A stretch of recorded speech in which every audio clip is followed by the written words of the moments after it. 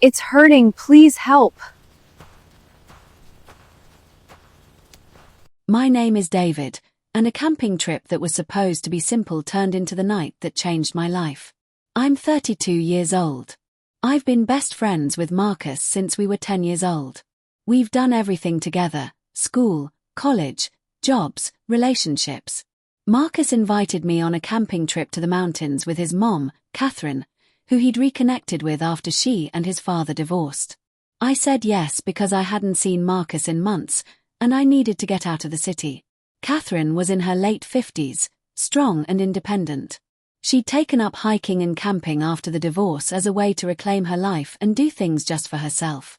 She was the kind of woman who didn't need anyone's approval or help. She just wanted to experience things. The three of us drove up to this remote area in Colorado, about 3 hours from the nearest town. We set up camp, had dinner, and everything was perfect. Marcus went to bed early because he had to work the next morning via laptop. Catherine and I stayed up talking around the fire. We talked about books, about travel, about life after major losses. She told me about the divorce, how it wasn't angry, just a slow realization that she and Marcus's father had grown into different people. She told me about rediscovering herself in her 50s, about feeling more alive than she had in years. I told her about my own loneliness, about how successful I was professionally but how empty it felt. "You're looking for something," she said. "You just don't know what yet." Around 11, we decided to head to bed. The temperature was dropping, and a storm was moving in. We weren't concerned. Weather reports had said it might rain, nothing serious. I was walking to my tent when Catherine decided to take one last bathroom trip into the woods. She was gone for maybe 3 minutes. And then I heard her scream. I ran toward the sound immediately, turning on my flashlight. I found her about 30 yards from camp, standing completely still, her hand on her thigh. "Don't move," I said, approaching carefully. "Snake," she gasped. "It bit me. Right on my thigh." I could see the bite mark, 2 puncture wounds. Blood was trickling down her leg. I scanned the area with my flashlight and saw it, a coiled snake about 4 feet away, clearly agitated. I grabbed a branch and carefully moved between Catherine and the snake, guiding her slowly back toward camp. The snake didn't follow. Once we were back at the tent, I helped her sit down and examined the bite more carefully. "We need to call 911, I said immediately, pulling out my phone. No signal. I tried again. Nothing. The storm was coming in faster now. Lightning was visible on the horizon, and the wind was picking up. "The bite," Catherine said, and I could hear the fear in her voice. "How bad is it? Is it venomous?" "I don't know," I said honestly. "But we need to get you medical attention as soon as possible." I woke Marcus up and explained the situation. He was panicked, which I understood. I tried the phone again, still no signal. The storm was almost upon us. "We need to get down the mountain," Marcus said. "We need to get to a hospital." "It's nighttime," I said. "The storm is coming.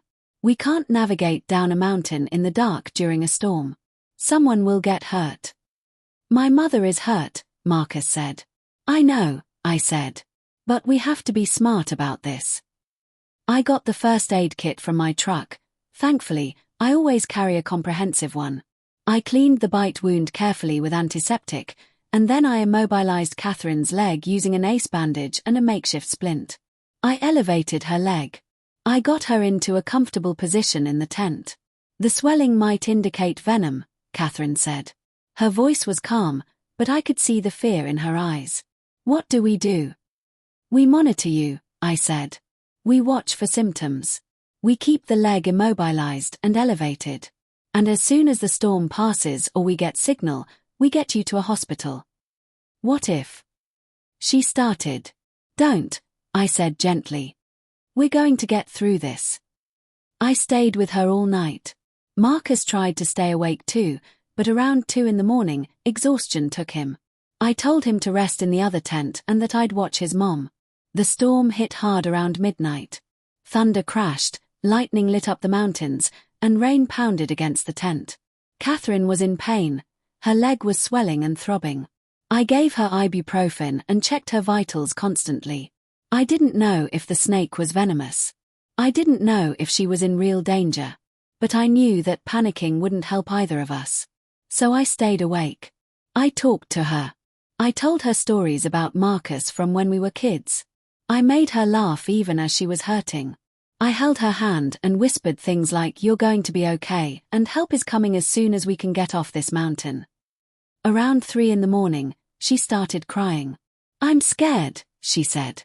"I know," I said. "But you're the strongest person I know. You're going to get through this." "How do you know?" she asked. "Because you're someone who faces things head-on," I said. "You divorced a marriage that wasn't working. You took up hiking alone. You're not someone who gives up." She squeezed my hand. "Thank you," she whispered. "For staying. For not panicking. For being here." "I'm not going anywhere," I said. The storm passed around 5 in the morning. By then, Catherine's leg was very swollen, and she had developed some nausea and minor bleeding from the puncture wounds. The symptoms were consistent with a venomous bite, but they weren't yet severe enough to indicate she was in immediate life-threatening danger. As soon as there was enough light, I tried the phone again. Signal. I called 911 immediately. They took my location information and said help was on the way. It would take about 40 minutes for an ambulance to reach us, plus another hour to get to the hospital.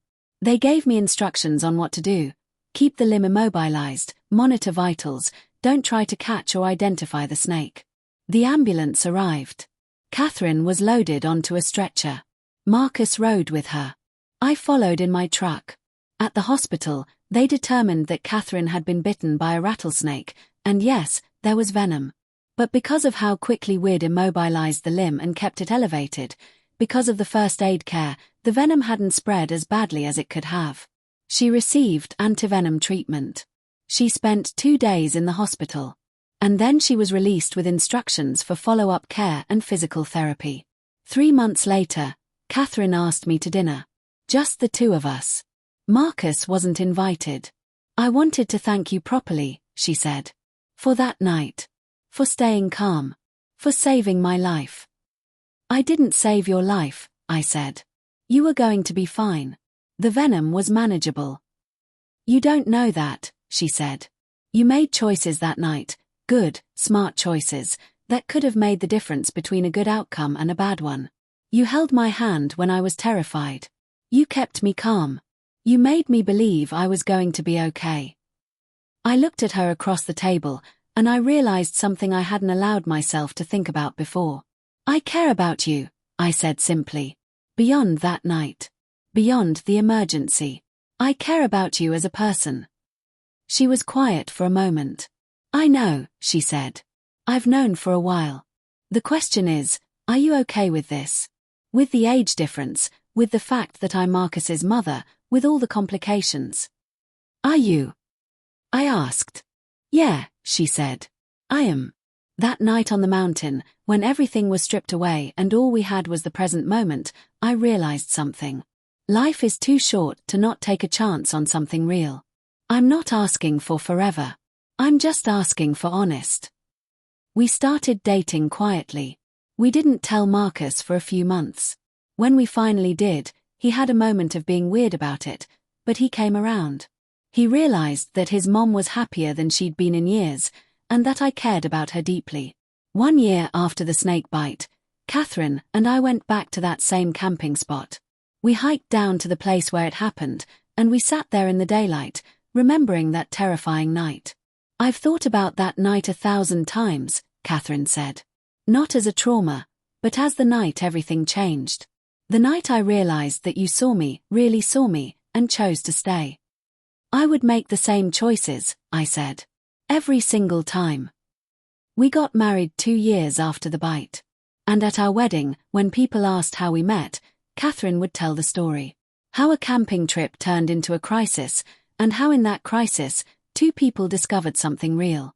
"He didn't rescue me," she always said. "He was just there.